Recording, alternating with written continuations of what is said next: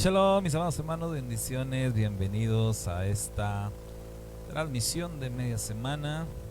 Bendito el Eterno que nos ha traído con bien hasta este momento, hasta este día. A mí, a mi familia y por supuesto a todos y cada uno de ustedes que están unidos a esta transmisión. Estamos transmitiendo en vivo desde Reynosa, Tamaulipas, México, en la frontera con los Estados Unidos, y esta es la comunidad virtual El Mesías. Así que comenzamos en este día, en esta tarde, con nuestro tiempo de estudio de la Besorá de Lucas. Esto es el Evangelio de Lucas. Recuerde usted, estamos estudiando Lucas juntamente con el libro del Éxodo. Nuestro plan anual de lectura y estudio de la Torá incluye los 5 libros de la Torá, incluye las lecturas de los profetas, incluye la lectura de los evangelios y del Apocalipsis. Es nuestro plan de estudio, nuestro plan de lectura y estudio anual. Esto es como parte de nuestro estudio. Muy aparte de esto es lo que cada quien come diariamente, lo que cada uno lee, como muchos hermanos que acostumbran estar siempre leyendo salmos y proverbios. Entonces esto es muy aparte, ¿verdad? Esto es lo que cada año con año estudiamos en nuestro plan de estudio y de lectura. Así que bueno, esta semana estamos en Lucas capítulo 10 y capítulo 11. Nos corresponde leer estos dos capítulos hoy. Hoy vamos a concentrarnos en el capítulo 10 de Lucas. Vamos ahorita a poner aquí en pantalla la lectura, vamos a ir leyendo y vamos a ir haciendo algunos comentarios sobre lo que vayamos leyendo. Nuevamente saludos para los que ya están unidos a la transmisión. Muchas bendiciones para todos ustedes, mis hermanos. Que el Padre Eterno les bendiga rica y abundantemente, que Él prospere cualquier necesidad que usted tenga, en el nombre de su ungido, en el nombre de su Hijo, nuestro Redentor Yeshua, sea sobre ustedes bendición en este día y cada uno de los días. Que la sanidad sea con aquellos que están enfermos y aquellos que están faltos de sabiduría. El Eterno derrame en abundancia también. Cualquier situación por la que usted esté pasando, pónganse en las manos del Eterno, confíe en Él y Él hará, dice el salmista. Así que vamos adelante, mis hermanos, vamos a poner la lectura por aquí en pantalla. La lectura de Lucas, ya la tenemos por aquí lista. Permítame un momentito y vamos a ponerla. Y les decía, vamos a ir leyendo y vamos a ir comentando sobre esta lectura.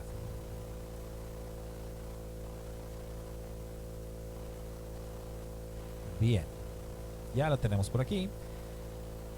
Lucas capítulo número 10 dice: después de esto, el Señor designó a otros 70 y los envió de 2 en 2 delante de Él a toda ciudad y lugar a donde Él había de ir. Mire, en este verso número 1, vemos varias cosas que dignas de comentar, dignas de hacer algunas observaciones. Lo primero es lo que ya en algún momento comentábamos respecto a que a nuestro bendito Mashiach, a Yeshua, pues lo seguían muchas personas. No solamente, aunque las escrituras hacen mención constante de los 12, recuerde usted que los 12 eran los llamados apóstoles, en hebreo shaliachim, que quiere decir emisarios, enviados. Sin embargo, había muchos otros discípulos que acompañaban a Yeshua a todos lados. Y la prueba nos la proporciona Lucas. Hemos dicho reiteradamente que Lucas es muy detallista en la forma en que escribe su buena noticia, su evangelio. Lucas nos proporciona detalles que no nos proporcionan los otros evangelios, como este detalle de ver que realmente había muchos más discípulos que solamente los 12. Ya nuestro bendito Redentor Yeshua había enviado en algún momento a los 12, pero aquí nos habla de que designó y envió 70 discípulos. Entonces nos damos cuenta que realmente la gente que se movía con Yeshua de un lado a otro, pues era un grupo muy importante.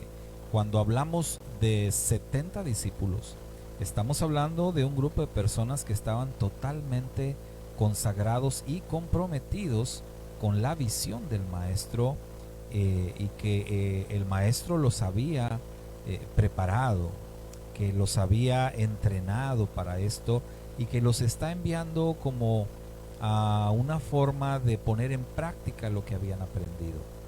Entonces realmente Yeshua se movía con un grupo muy interesante de personas de un lado a otro. Y acá estamos hablando de hombres, de varones. Ya hablamos en su momento de también un grupo importante de mujeres que seguía a Yeshua y que lo apoyaba en todo. Y principalmente dijimos, las mujeres sostenían económicamente todo este trabajo, todo este proyecto que Yeshua tenía. Ahora, el número de personas que designa Yeshua, es decir, 70, este es un número muy significativo. Recordemos que el número 70 representa la humanidad. El número 70 viene por las 70 naciones de la antigüedad. La escritura nos señala que una vez que el proyecto de Babel fue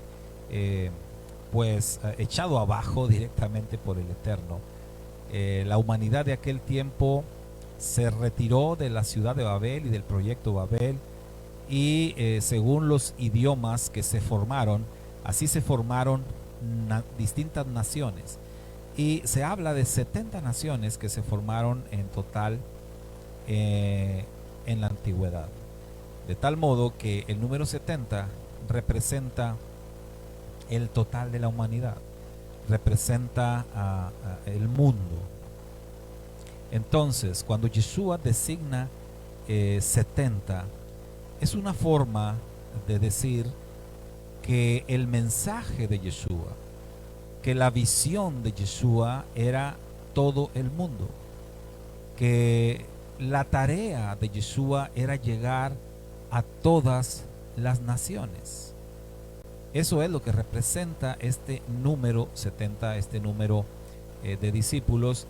Y luego nos dice que los envía de dos en dos. Los envía de dos en dos delante de él. Y esto de que los envió de dos en dos también es otra cosa significativa, pues recordemos que el número 2 es el número del testimonio. En la escritura el 2 es el número del testimonio, de tal modo que la Torá nos dice que todo asunto, para que pueda ser considerado legalmente válido, tiene que hacerse constar en la boca de dos testigos como mínimo. Dos o más, pero dos como mínimo. Por eso el 2 es el número del testimonio, el número de lo legalmente válido. Y por esa razón es que también en otras ocasiones hemos comentado que cuando vamos a cumplir con la tarea encomendada por Yeshua, debemos hacerla siempre en compañía de alguien más, no como una persona solitaria, sino siempre procurar tener un compañero, así como Yeshua, que los envió de dos en dos. Esto es para que esta obra que iban a hacer los discípulos tuviera una validez legal, de acuerdo a la bendita Torá. Entonces los envía de dos en dos, dice, delante de él, a toda ciudad y lugar a donde él había de ir. Y esto también es algo muy importante, ya que nos muestra que nuestro Santo Maestro Yeshua tiene su agenda. Él tiene su agenda, él tiene el lugar a donde él va a ir.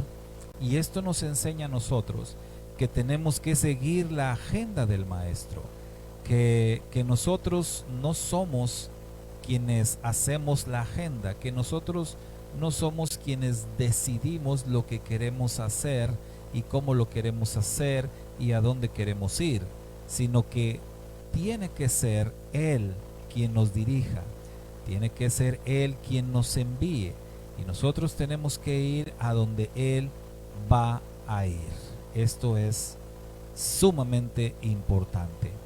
Y les decía, la mies es mucha, pero los obreros pocos. Rogad por tanto al Señor de la mies que envíe obreros a su mies.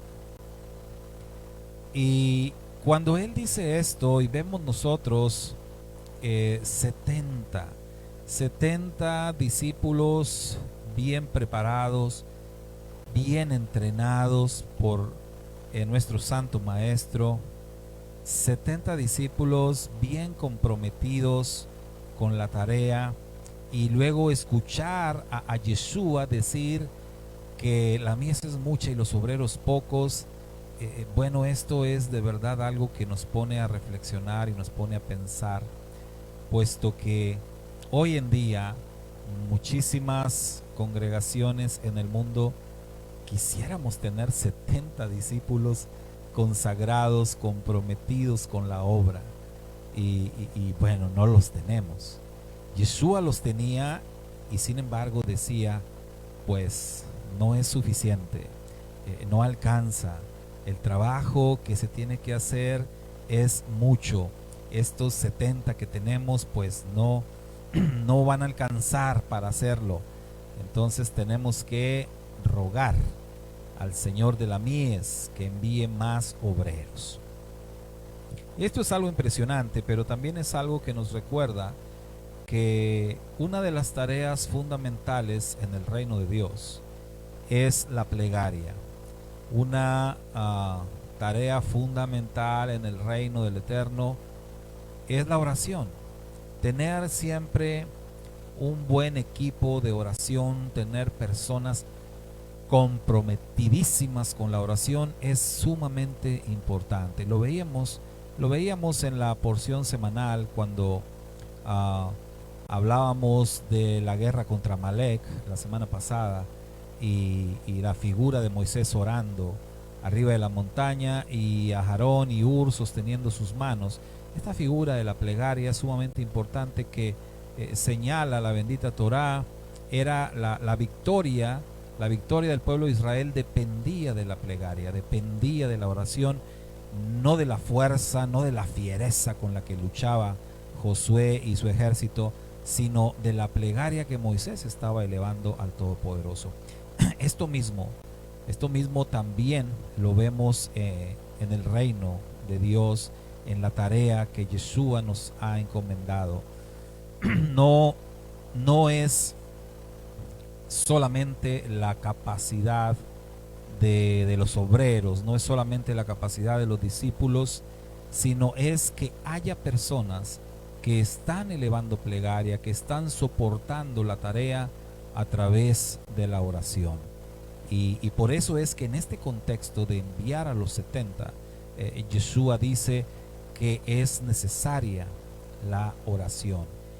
Y esta oración consiste en estar primeramente rogando que haya más obreros, que haya más gente, porque definitivamente el trabajo en el reino de Dios es mucho, y además es duro.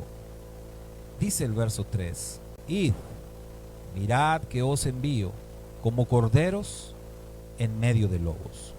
Entonces, hablamos de lo difícil que es la tarea. Hablamos de la necesidad de contar con personas comprometidas con el ministerio de la oración. Y aquí vemos el porqué. Vemos que la tarea va a ser bastante complicada. Esta figura de corderos en medio de lobos nos dice mucho. Nos hace realmente ver lo complicado que es el ministerio, lo complicado que es el trabajo en el reino de Dios. Lo difícil que es escuchar la voz del maestro y decir, heme aquí, envíame a mí. Lo complicado que resulta ser un verdadero discípulo de Yeshua, una persona comprometida con el reino de Dios, una persona que realmente le interese cumplir con la voluntad del Eterno y con la voluntad de su bendito Hijo.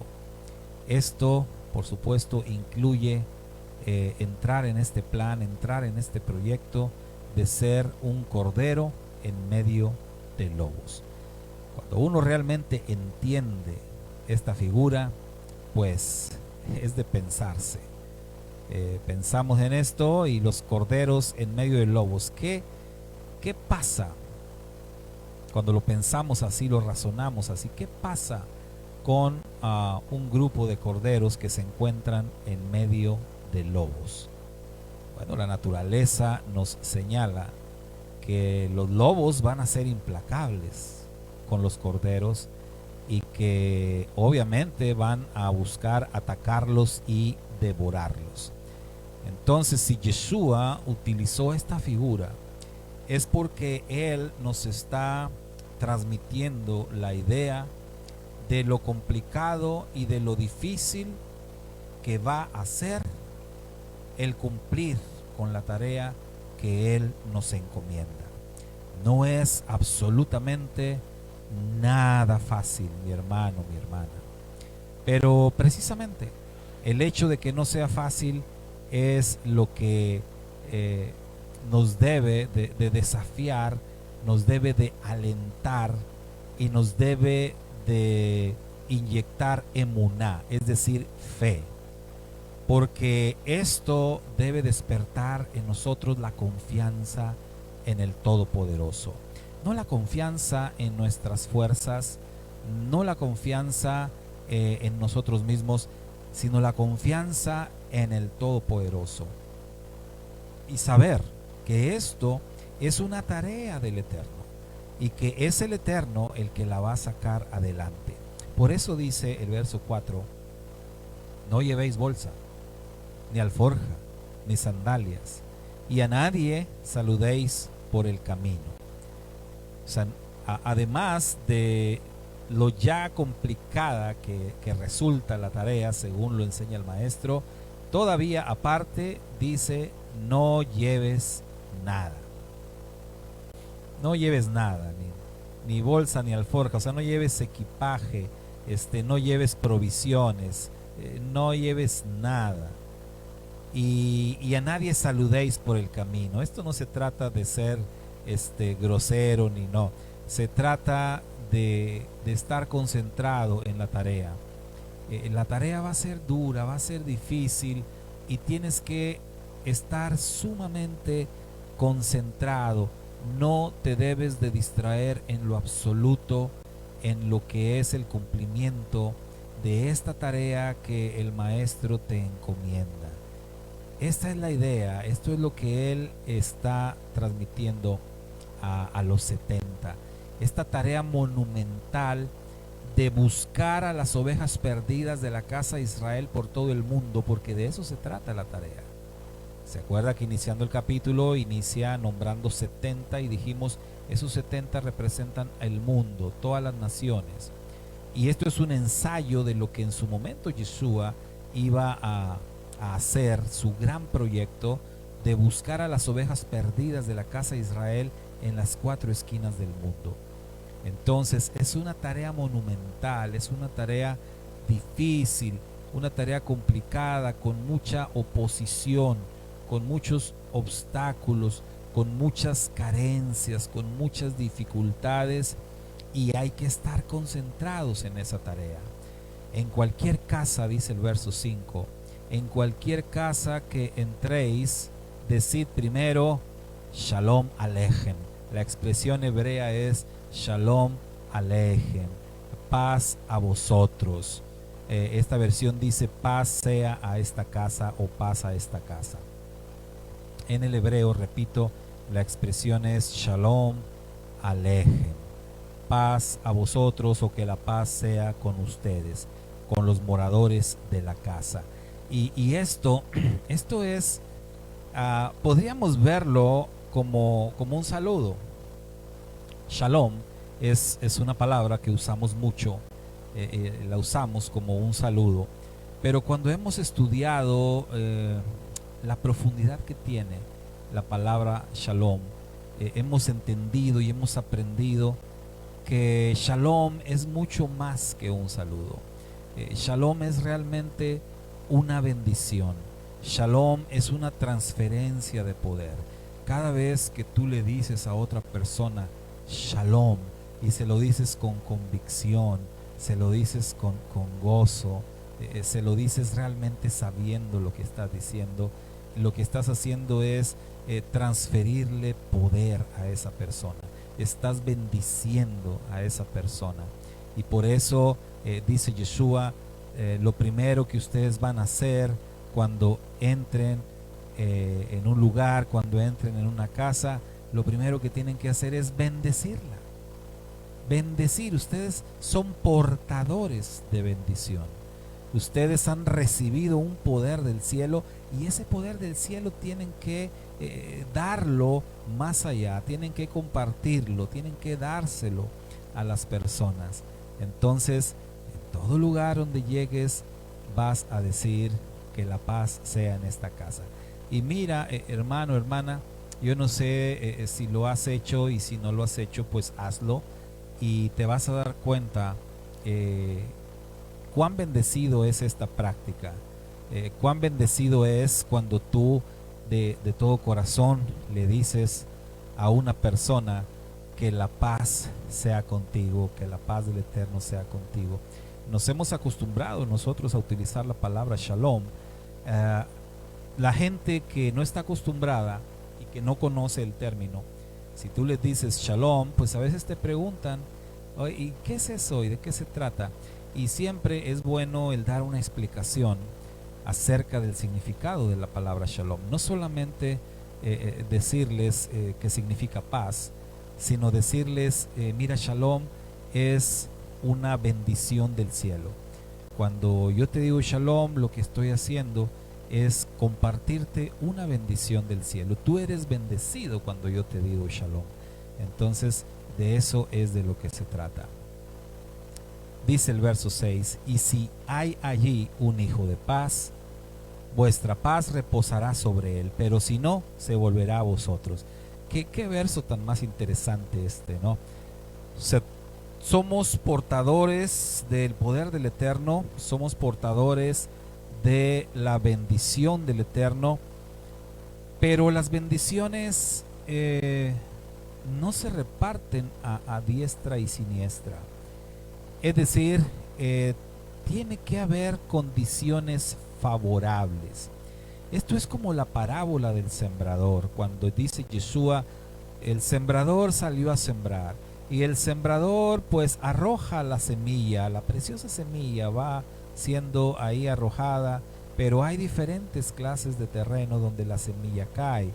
Entonces vemos en la parábola del sembrador que solamente hay una clase de terreno en donde la semilla pues crece, produce fruto, etcétera. Digamos que solamente hay una clase de terreno que es lo suficientemente digno de recibir la semilla. Y así también vemos esta misma figura acá. Como portadores de la buena noticia, nosotros podemos recorrer muchos lugares, podemos tocar muchas puertas, pero solamente en aquellos lugares en donde haya personas dignas de recibir la bendición del Eterno y de recibir la buena noticia, solamente ahí entonces la paz va a quedarse, la paz va a reposar.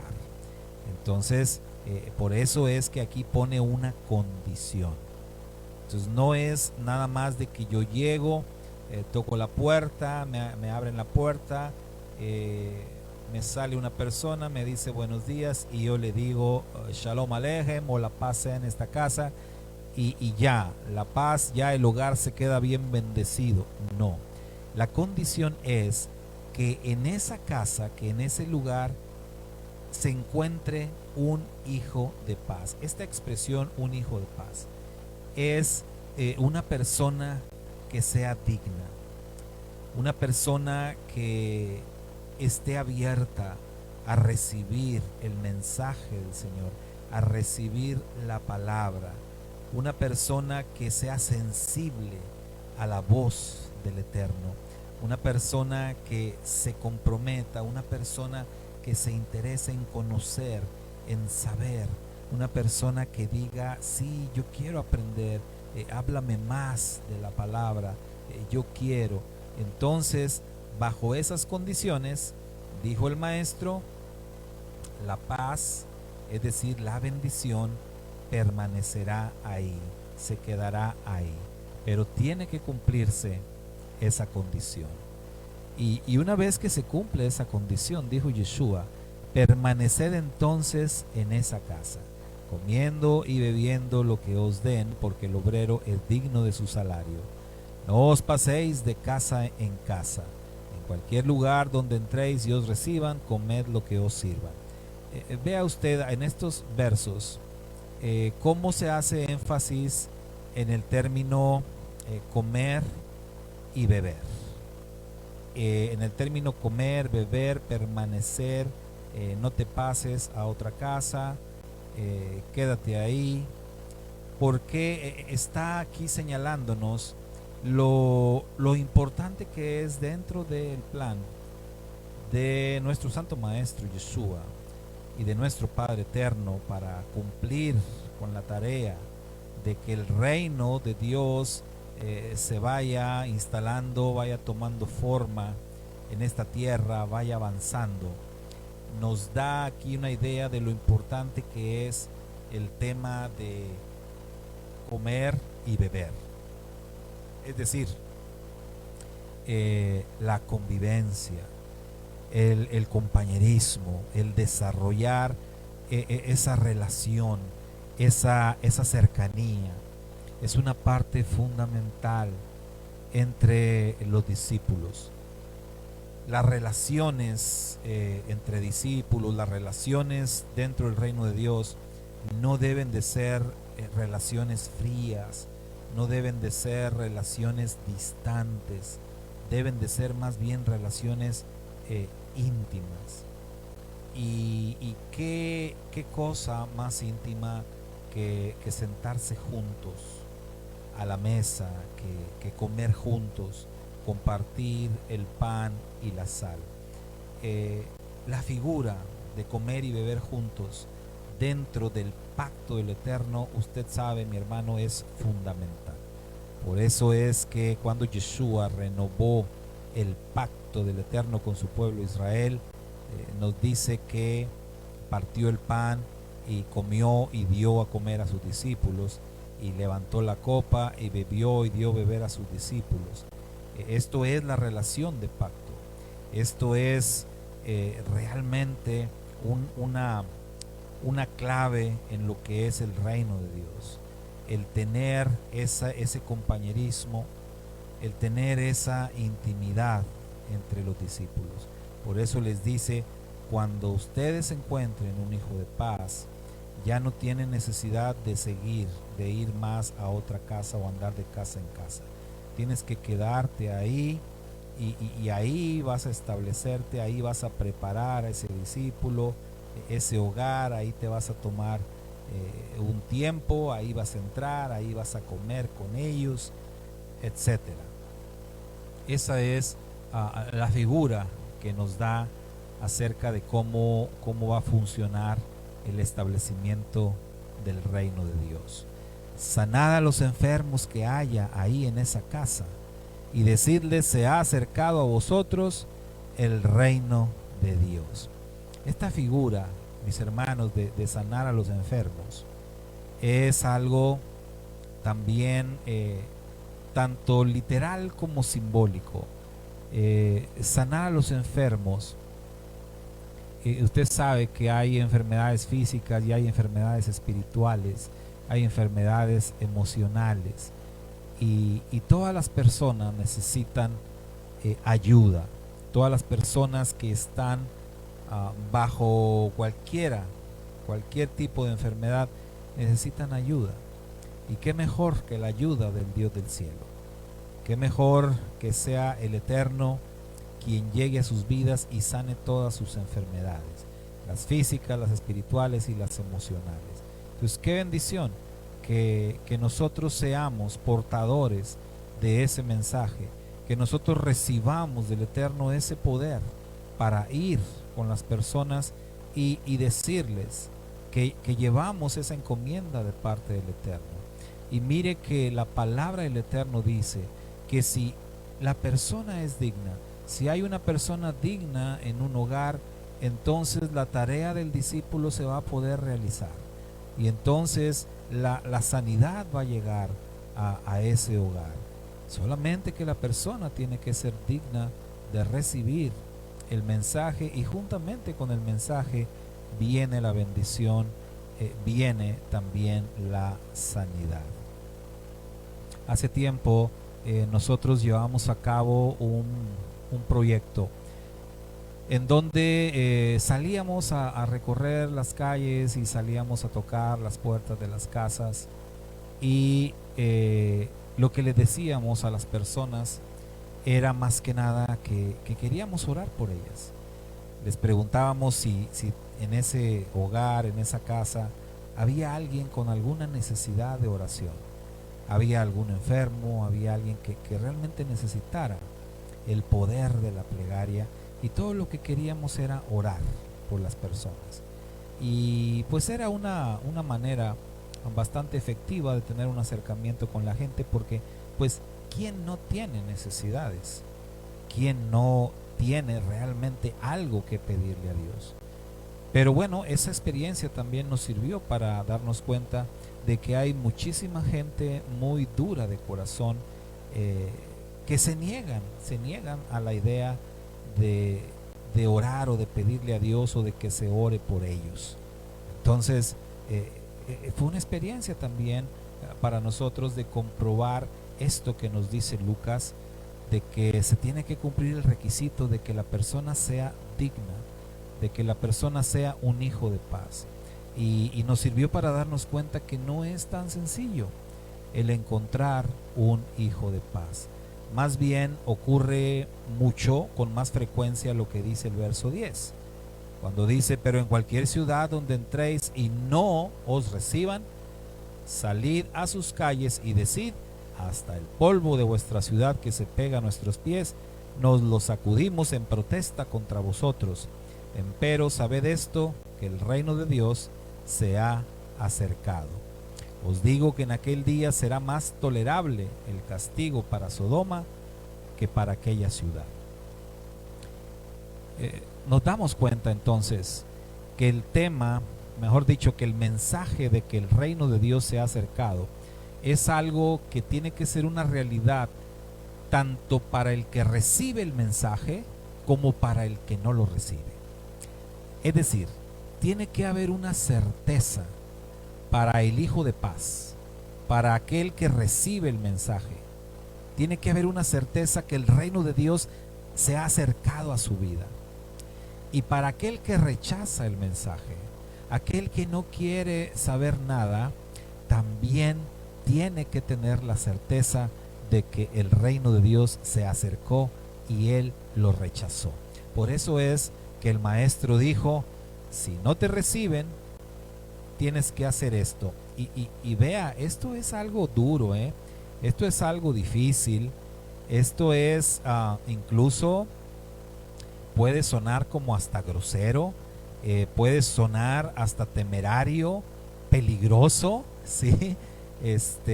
Decirle a las personas, pues mira, me sacudo el polvo de los pies en protesta contra ti, y es como realmente desafiar a las personas. Pero el mensaje del maestro, eso es lo que nos lleva a nosotros a pensar que tenemos que ser claros con las personas. Y aquellos que reciban la bendición, que reciban el mensaje, que abran las puertas, decirles con claridad lo que están recibiendo. Pero aquellos que lo rechacen, también decirles con claridad lo que están rechazando y el gran riesgo que están tomando al rechazar al Eterno. Cuando Moisés llegó con el mensaje de Dios delante del faraón y el faraón rechazaba el mensaje de Dios, cada vez que el faraón rechazó el mensaje, vino una plaga. Y las plagas no venían sin previo aviso. Cada vez que Moisés iba con el mensaje y faraón lo rechazaba, Moisés le advertía al faraón el juicio que venía.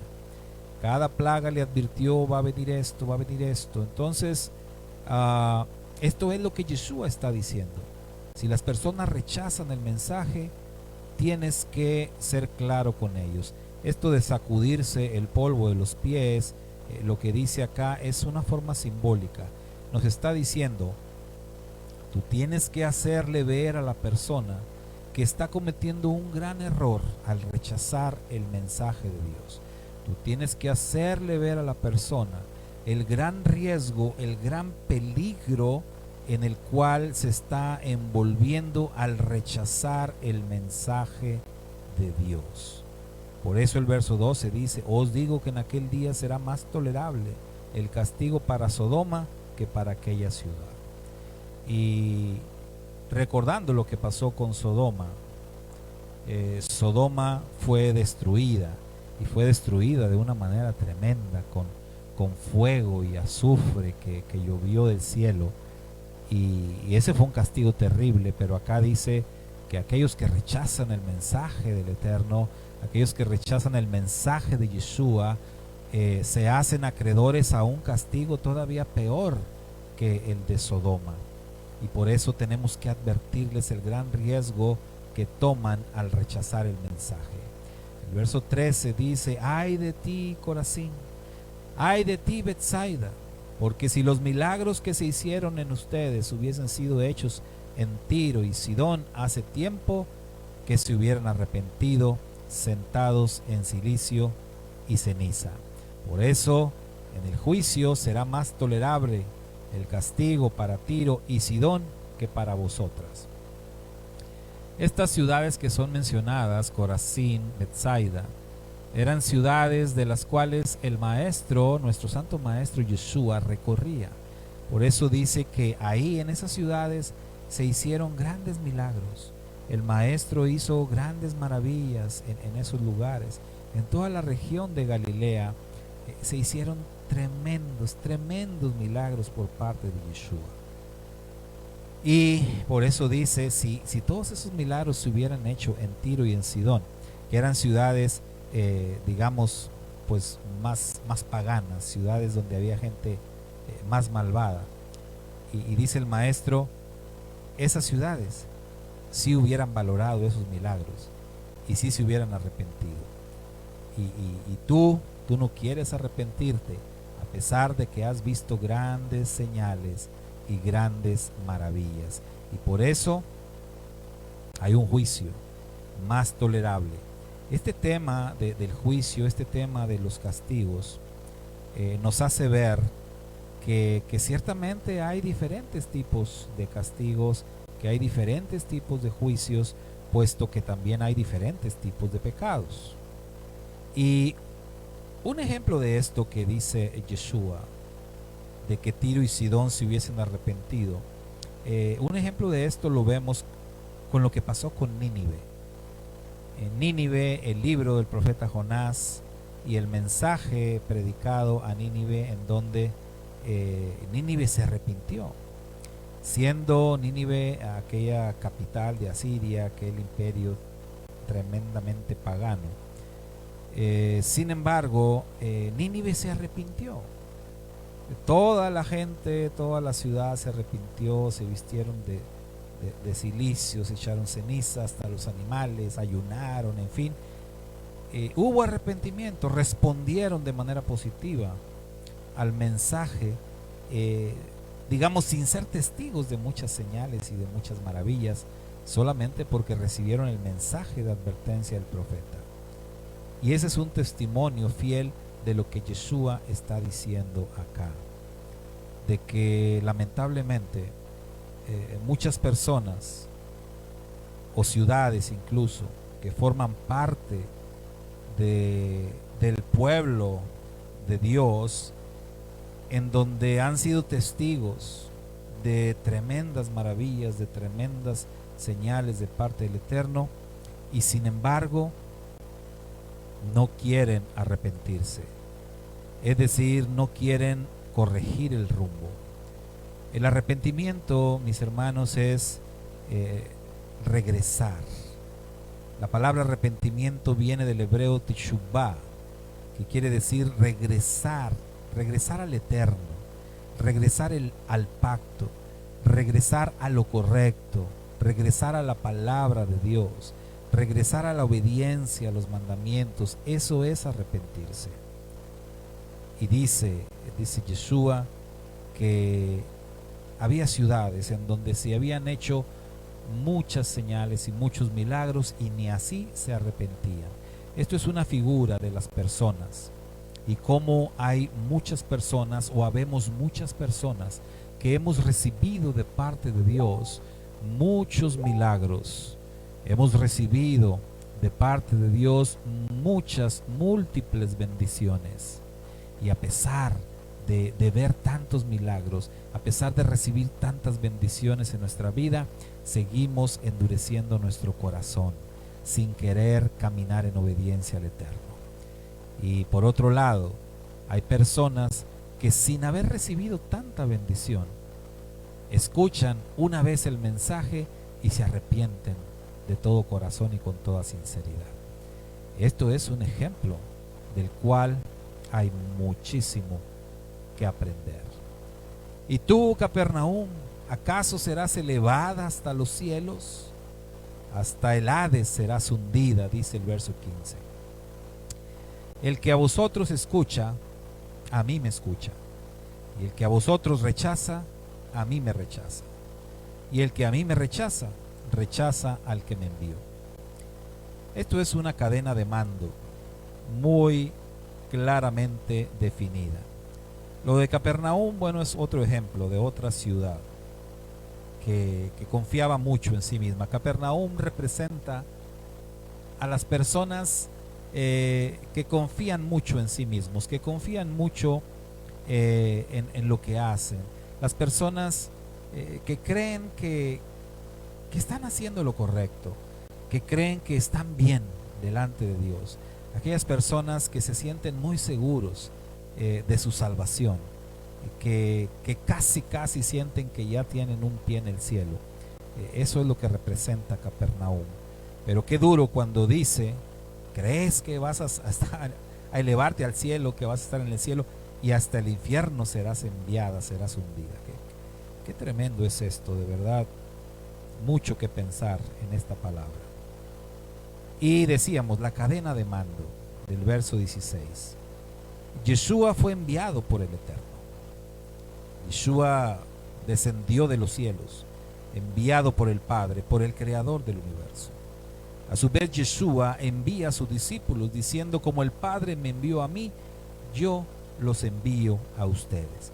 Y por eso es que Yeshua dice, el que los escuche a ustedes, me escucha a mí.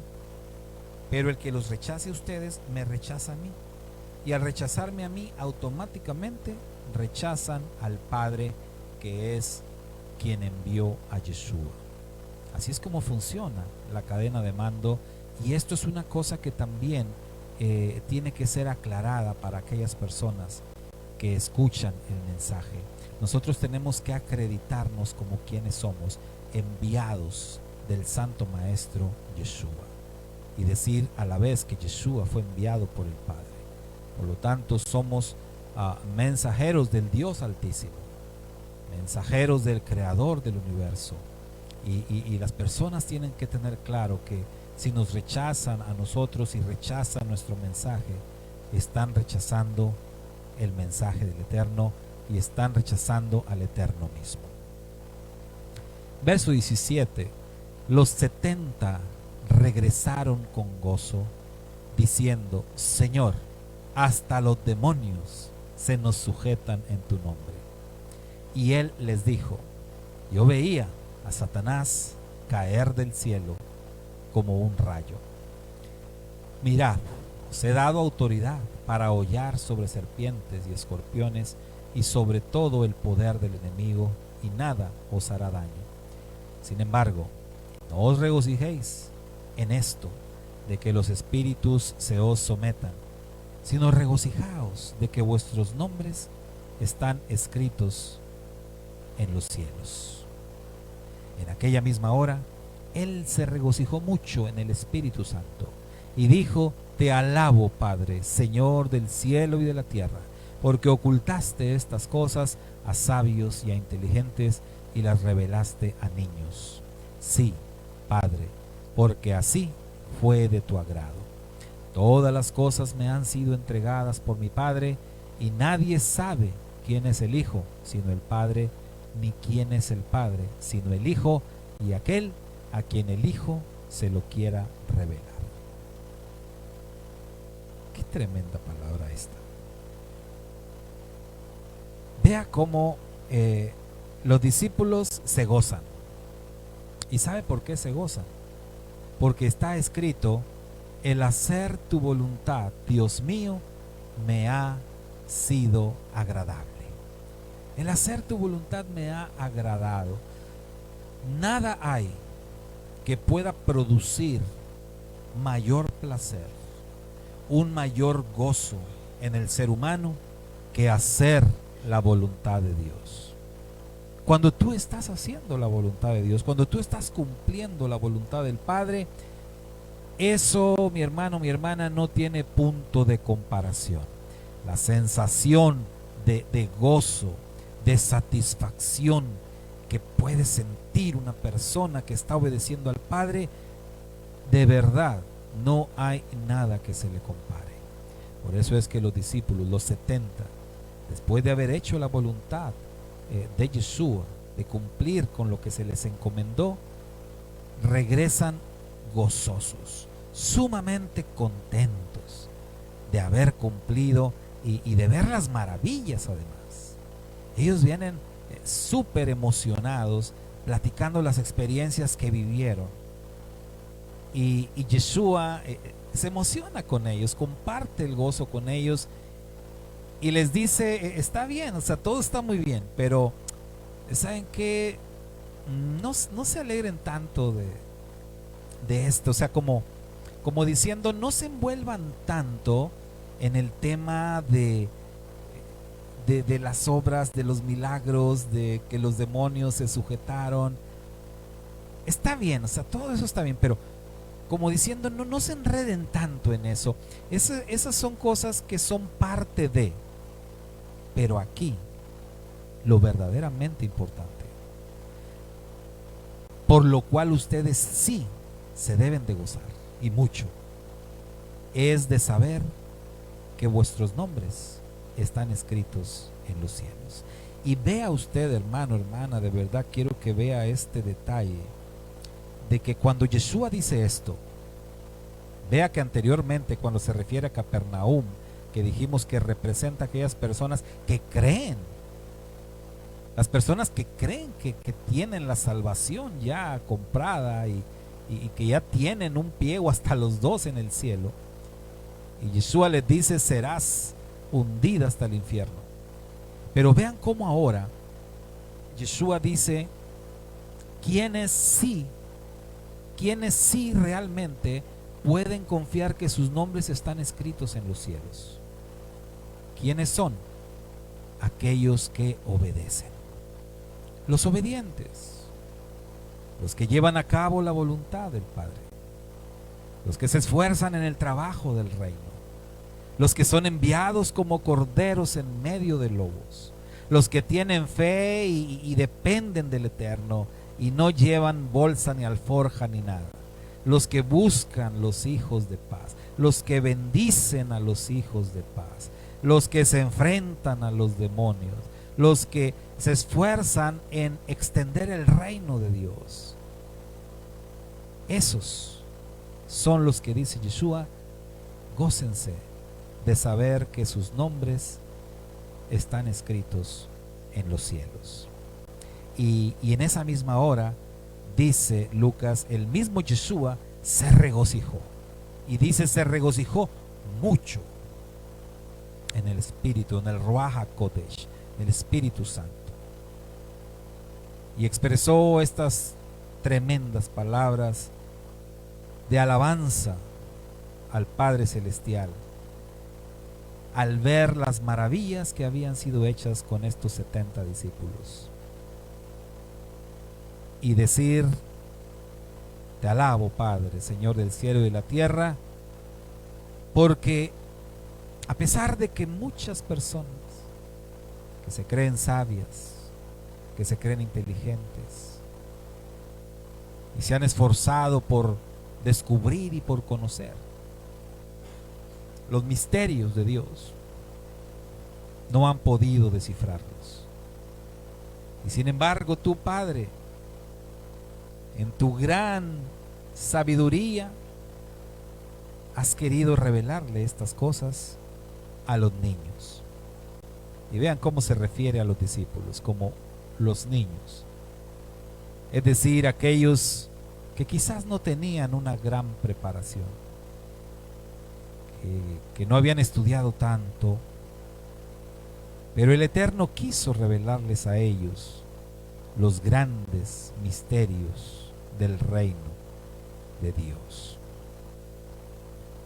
Y dice Yeshua, todas las cosas me han sido entregadas por mi Padre. Y vea usted estas palabras que son el gran misterio del Evangelio. Nadie sabe quién es el Hijo sino el Padre, ni quién es el Padre sino el Hijo, y aquel a quien el Hijo se lo quiera revelar. Y sabe usted, mi hermano, mi hermana, que en esto consiste la vida eterna. Porque dice la Escritura, esto es la vida eterna, que te conozcan a ti, el único Dios verdadero, y a tu Hijo, a quien has enviado. En eso consiste la vida eterna. Pero ¿cómo se puede conocer al Padre y al Hijo si no se les obedece? Si no entramos en una relación íntima y cercana con ellos. Los discípulos entraron en esa relación de pacto con el Eterno a través de Yeshua. Ellos escucharon la voz del Padre a través de Yeshua. Escucharon las instrucciones del Padre a través del Hijo. Conocieron al Padre a través del Hijo y obedecieron al Padre a través del Hijo. Y por esa razón, ellos podían tener la certeza de que sus nombres habían sido escritos en los altos cielos. Y eso provocaba un gran regocijo en nuestro Santo Maestro Yeshua. Y volviéndose hacia los discípulos les dijo aparte: dichosos los ojos que ven lo que vosotros veis, porque os digo que muchos profetas y reyes desearon ver lo que vosotros veis y no lo vieron, y oír lo que vosotros oís y no lo oyeron. Y bueno, ya a partir del verso 25 vemos digamos un cambio de dirección, porque aquí un intérprete de la ley dice se levantó para ponerle a prueba y bueno, esto digamos que ya es otra historia. Pero hasta aquí lo que vimos hasta el verso 24. Toda esta experiencia de los 70 discípulos cumpliendo con la voluntad de Yeshua y todo lo que pasó con ellos, sin lugar a dudas nos lleva a la reflexión de si nosotros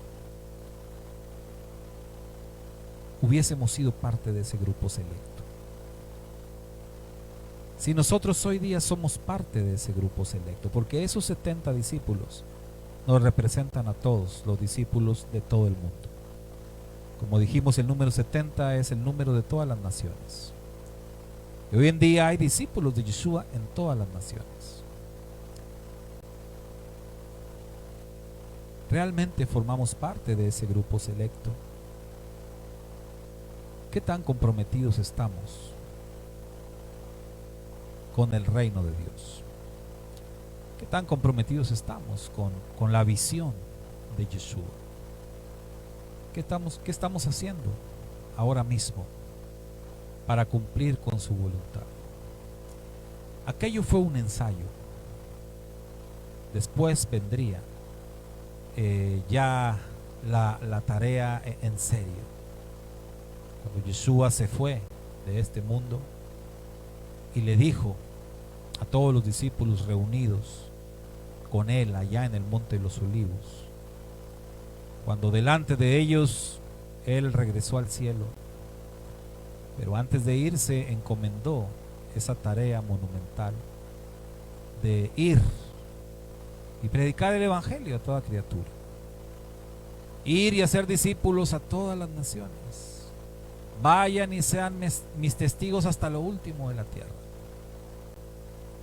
Cuando Yeshua encomendó esta tarea a los discípulos, aquellos que estaban ahí, esa tarea se ha ido transmitiendo de generación en generación.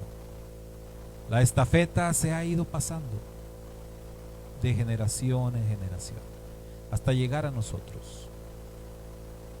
Nosotros nos decimos discípulos de Yeshua.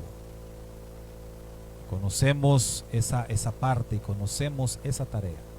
Y si usted no la conocía, bueno, hoy usted ha escuchado que existe esa tarea que Yeshua encomienda a todos sus discípulos. La tarea de proclamar el reino. La tarea de buscar las ovejas perdidas de la casa de Israel. Lo cual incluye recorrer lugares. Lo cual incluye buscar hijos de paz.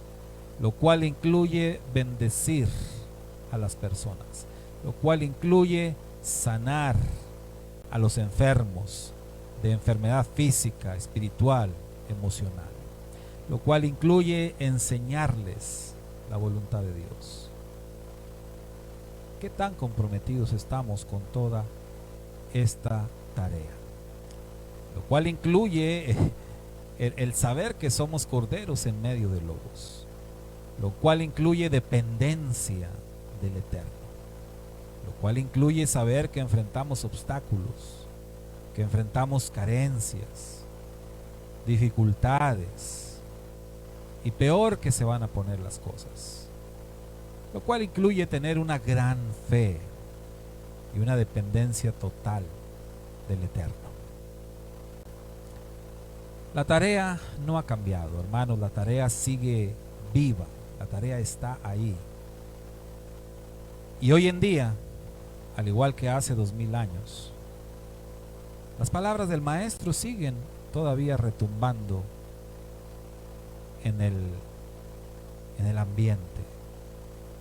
Esas palabras en donde él dijo: rogad pues al Señor de la mies